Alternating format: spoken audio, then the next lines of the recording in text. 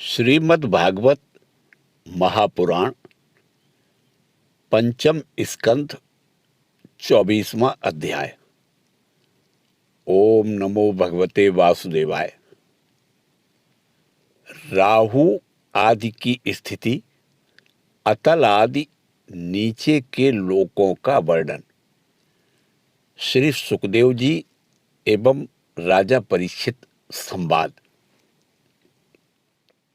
श्री सुखदेव जी कहते हैं, परीक्षित, कुछ लोगों का कथन है कि सूर्य से 10,000 योजन नीचे राहु नक्षत्रों के समान घूमता है।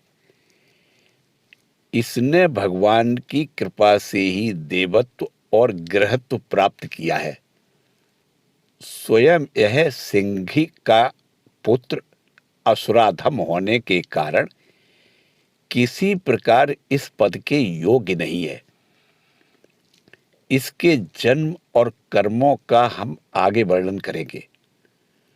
सूर्य का जो यह अत्यंत तपता हुआ मंडल है, उसका विस्तार 10,000 योजन बताया गया है। इसी प्रकार चंद्रमंडल का विस्तार 12,000 योजन है और राहु का 13,000 योजन। अमृतपान के समय राहु देवता के वेश में सूर्य और चंद्रमा के बीच में आकर बैठ गया था। उस समय सूर्य और चंद्रमा ने इसका भेद खोल दिया था। उस वैर को याद करके यह अमावस्या और पूर्णिमा के दिन उन पर आक्रमण करता है।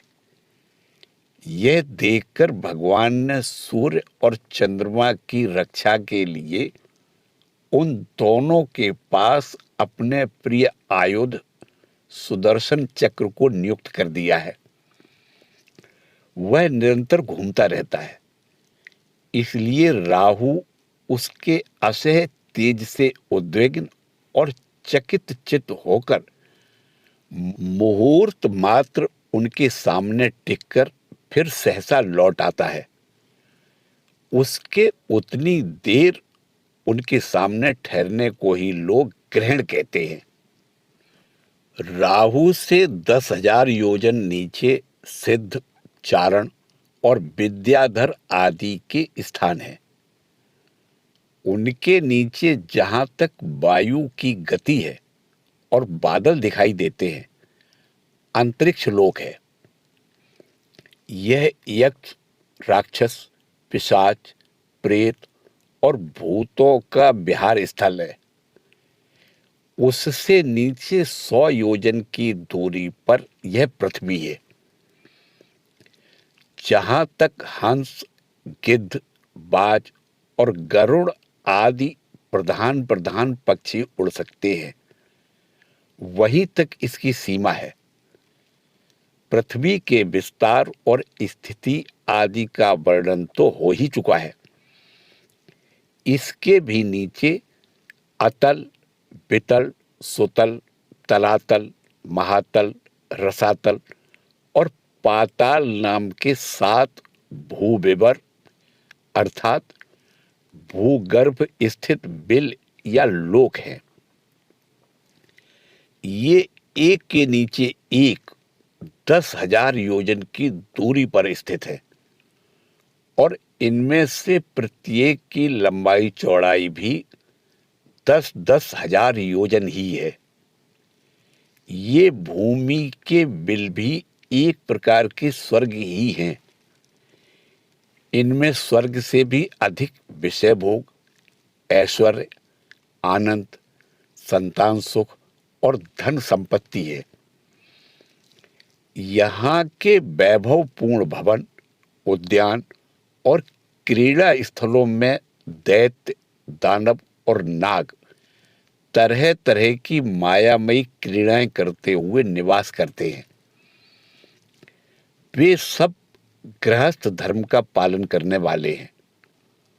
उनके स्त्री, पुत्र, बंधु बांधव और सेवक लोग उनसे बड़ा प्रेम रखते हैं और सदा प्रसन्नचित्त रहते हैं। उनके भोगों में बाधा डालने की इंद्र आदि में सामर्थ्य नहीं है। महाराज, इन बिलों में मायावी मैं दानव की बनाई हुई अनेकों पुरियां शोभा से जगमगा रही हैं, जो अनेक जाति की सुंदर सुंदर श्रेष्ठ मणियों से रचे हुए चित्र विचित्र भवन, परकोटे, नगर द्वार, सभा भवन, मंदिर, बड़े बड़े आंगन और ग्रहों से सुशोभित हैं, तथा जिनकी कृत्रिम भूमियों पर नाग और असुरों के जोड़े एवं कबूतर, तोता और मैना आदि पक्षी किलोल करते रहते हैं। ऐसे पातालाधिपतियों के भव्य भवन उन पुरियों की शोभा बढ़ाते हैं। वहां के बगीचे भी अपनी शोभा से देवलोक के उद्यानों की शोभा को मात करते हैं। उनमें अनेकों वृक्ष हैं, जिनकी सुंदर डालियां फल फूलों के गुच्छों और कोमल कोपलों के भार से झुकी रहती हैं, तथा जिन्हें तरह तरह की लताओं ने अपने अंग पास से बांध रखा है। यहाँ जो निर्मल जल से भरे हुए अनेकों जलाशय हैं, उनमें विविध विहंगों के जोड़े विलास करते रहते हैं। इन वृक्षों और जलाशयों की सुषमा से वे उद्यान बड़ी शोभा पा रहे हैं। उन जलाशयों में रहने वाली मछलियां जब खिलवाड़ करती हुई उछलती हैं, तब उनका जल हिल उठता है। साथ ही जल के ऊपर उगे हुए कमल, कुमुद, कुबले, कहार, नीलकमल, लाल कमल और शतपत्र कमल आदि के समुदाय भी हिलने लगते हैं।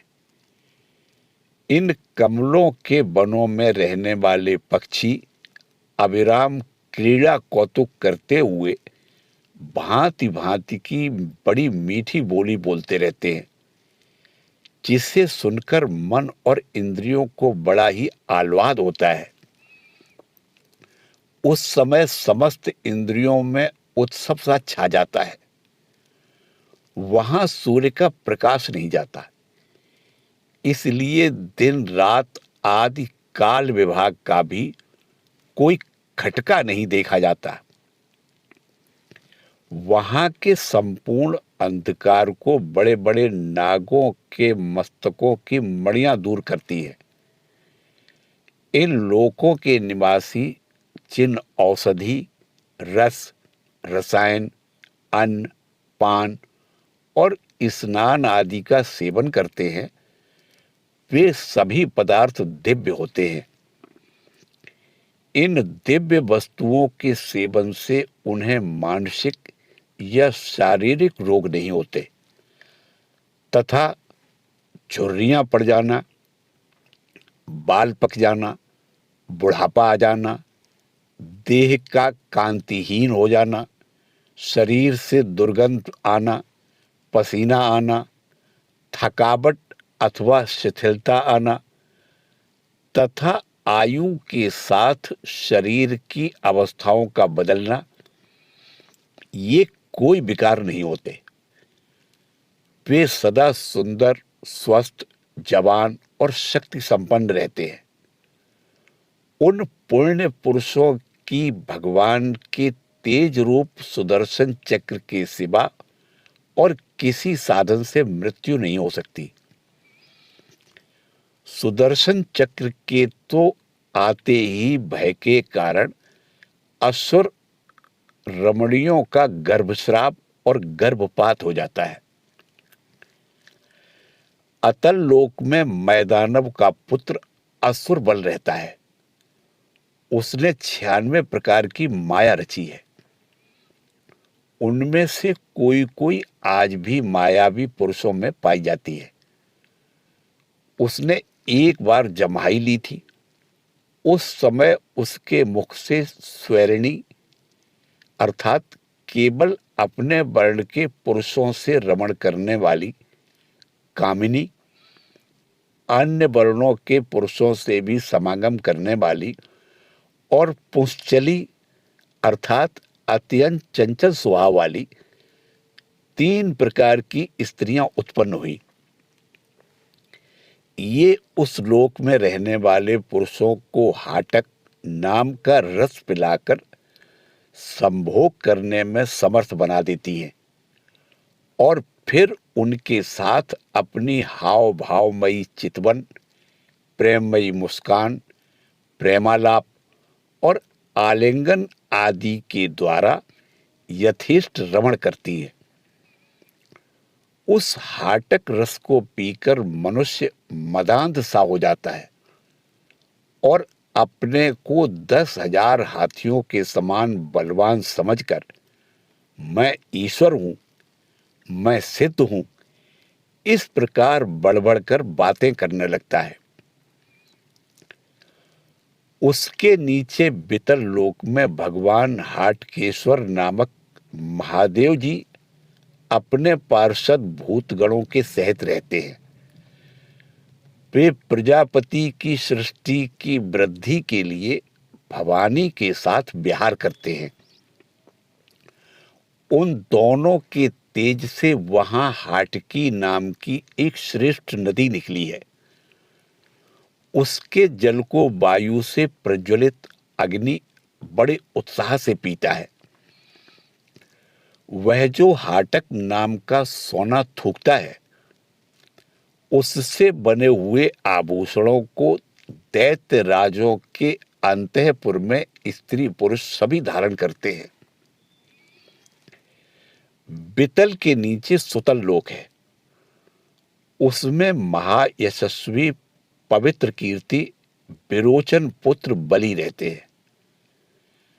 भगवान ने इंद्र का प्रिय करने के लिए अदिति के गर्भ से पटु बामर रूप में अवतीर्ण होकर उनसे तीनों लोक छीन लिए थे। फिर भगवान की कृपा से ही उनका इस लोक में प्रवेश हुआ। यहां उन्हें जैसी उत्कृष्ट संपत्ति मिली हुई है, वैसी इंद्र आदि के पास भी नहीं है। अतः वे उन्हीं पूज्यतम प्रभु की अपने धर्माचरण द्वारा आराधना करते हुए यहां आज भी निर्भयता पूर्वक रहते हैं। राजन, संपूर्ण जीवों के नियंता एवं आत्मस्वरूप परमात्मा भगवान वासुदेव जैसे पूज्यतम पवित्रतम पात्र के आने पर उन्हें परम श्रद्धा और आदर के साथ स्थिर चित्त से दिए हुए भूमिदान का यही कोई मुख्य फल नहीं है कि बलि को सुतल लोक का ऐश्वर्य प्राप्त हो गया। यह ऐश्वर्य तो अनित्य है, किंतु यह भूमिदान तो साक्षात मोक्ष का ही द्वार है। भगवान का तो छींकने, गिरने और फिसलने के समय विवश होकर एक बार नाम लेने से भी मनुष्य सहसा कर्म बंधन को काट देता है, जबकि मुमुक्ष लोग इस कर्म बंधन को योग साधन आदि अनेकों उपायों का आश्रय लेने पर बड़े कष्ट से कहीं काट पाते हैं। अतएव अपने संयमी भक्त और ज्ञानियों को स्वस्वरूप प्रदान करने वाले और समस्त प्राणियों के आत्मा श्री भगवान को आत्म भाव से किए हुए भूमिदान का यह फल नहीं हो सकता। भगवान ने यदि बलि को उसके सर्व स्वदान के बदले अपनी विस्मृति कराने वाला यह मायामय भोग और ऐश्वर्य ही दिया, तो उन्होंने उस पर कोई अनुग्रह नहीं किया। जिस समय कोई और उपाय न देखकर भगवान ने याचना के छल से उसका त्रिलोकी का राज्य छीन लिया और उसके पास केवल उसका शरीर मात्र ही शेष रहने दिया, तब वरुण के पासों में बांधकर पर्वत की गुफा में डाल दिए जाने पर उसने कहा था, खेद है, यह ऐश्वर्यशाली इंद्र विद्वान होकर भी अपना सच्चा स्वार्थ सिद्ध करने में कुशल नहीं है। इसने सम्मति लेने के लिए अनन्य भाव से बृहस्पति जी को अपना मंत्री बनाया, फिर भी उनकी अवहेलना करके इसने श्री विष्णु भगवान से उनका दास्य न मांगकर उनके द्वारा मुझसे अपने लिए ये भोग ही मांगे। ये 3 लोक तो केवल एक मनवंतर तक ही रहते हैं, जो अनंत काल का एक अवयव मात्र है। भगवान के कैंकर्य के आगे भला इन तुच्छ भोगों का क्या मूल्य है। हमारे पितामह प्रहलाद जी ने भगवान के हाथों अपने पिता हिरण्यकश्यप के मारे जाने पर प्रभु की सेवा का ही वर मांगा था। भगवान देना भी चाहते थे, तो भी उनसे दूर करने वाला समझकर उन्होंने अपने पिता का निष्कंटक राज्य लेना स्वीकार नहीं किया। वे बड़े महानुभाव थे। मुझ पर तो न भगवान की कृपा ही है और न मेरी वासनाएं ही शांत हुई है। फिर मेरे जैसे कौन पुरुष उनके पास पहुंचने का साहस कर सकता है। राजन, इस बलि का चरित्र हम आगे विस्तार से कहेंगे। अपने भक्तों के प्रति भगवान का हृदय दया से भरा रहता है। इसी से अखिल जगत के परम पूजनीय गुरु भगवान नारायण हाथ में गदा लिए सुतल लोक में राजा बलि के द्वार पर सदा उपस्थित रहते हैं। एक बार जब दिग्विजय करता हुआ घमंडी रावण वहां पहुंचा, तब उसे भगवान ने अपने पैर के अंगूठे की ठोकर से ही लाखों योजन दूर फेंक दिया था। सुतल लोक से नीचे है तलातल। यहां त्रिपुराधिपति दानवराज मय रहता है। पहले तीनों लोकों की शांति प्रदान करने के लिए भगवान शंकर ने उसके तीनों पुर भस्म कर दिए थे। फिर उन्हीं की कृपा से उसे वह स्थान मिला। वह मायावियों का परम गुरु है और महादेव जी के द्वारा सुरक्षित है। इसलिए उसे सुदर्शन चक्र से भी कोई भय नहीं है। वहां के निवासी उसका बहुत आदर करते हैं। उसके नीचे महातल में कद्रु से उत्पन्न हुए अनेक सिरों वाले सर्पों का क्रोधवश नामक एक समुदाय रहता है। उनमें कुहक, तक्षक, कालिय और सुखेड़ आदि प्रधान हैं। उनके बड़े बड़े फन हैं। वे सदा भगवान के वाहन पक्षीराज गरुड़ जी से डरते रहते हैं, तो भी कभी कभी अपने स्त्री, पुत्र, मित्र और कुटुंब के संग से प्रमत्त होकर विहार करने लगते हैं। उसके नीचे रसातल के पणि नाम के दैत्य और दानव रहते हैं। ये निवात कवच, काले और हिरण्यपुरवासी भी कहलाते हैं। इनका देवताओं से विरोध है। ये जन्म से ही बड़े बलवान और महान साहसी होते हैं, किंतु जिनका प्रभाव संपूर्ण लोकों में फैला हुआ है, उन श्री हरि के तेज से बलाभिमान चूर्ण हो जाने के कारण ये सर्पों के समान लुक छिपकर रहते हैं और इंद्र की दूती शर्मा के कहे हुए मंत्र वर्ण रूप वाक्य के कारण सर्वदा इंद्र से डरते रहते हैं। रसातल के नीचे पाताल है, वहां शंख, कुलिक, महाशंख, श्वेत, धनंजय, धृतराष्ट्र, शंखचूड़, कंबल, अश्वतर और देवदत्त आदि बड़े क्रोधी और बड़े बड़े फनों वाले नाग रहते हैं। इनमें वासुकी प्रधान है। उनमें से किसी के 5, किसी के 7, किसी के 10, किसी के 100 और किसी के 1000 सिर हैं। उनके फनों की दमकती हुई मणियां अपने प्रकाश से पाताल लोक का सारा अंधकार नष्ट कर देती है। इसी के साथ यह अध्याय समाप्त हुआ। ओम नमो भगवते वासुदेवाय।